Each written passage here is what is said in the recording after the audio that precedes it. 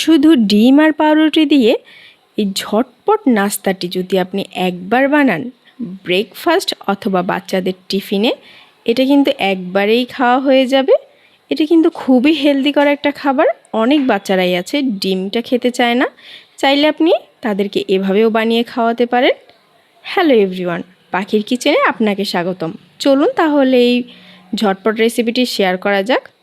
প্রথমে আমি চুলায় একটা প্যান বসিয়ে দিয়েছি, দিয়ে দিলাম সামান্য পরিমাণ সয়াবিন তেল। আমি এখানে ডিম থেকে একটা ডিম ফেটে নিয়েছি, ডিমের কুসুমটাকে আলাদা করে রেখেছি।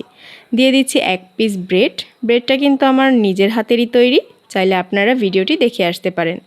মাঝখানে আমি দিয়ে দিচ্ছি ডিমের কুসুম এবং যতটুকু অংশ আমি পাউরুটির কেটেছিলাম ঠিক ততটুকু অংশই দিয়ে দিচ্ছি।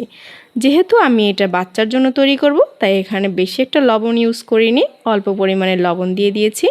এ পর্যায়ে এটাকে উল্টে পাল্টে ভেজে নিলেই জাস্ট ম্যাজিক।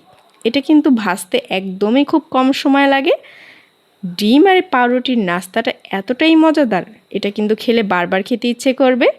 ভালো লাগলে লাইক, কমেন্ট, শেয়ার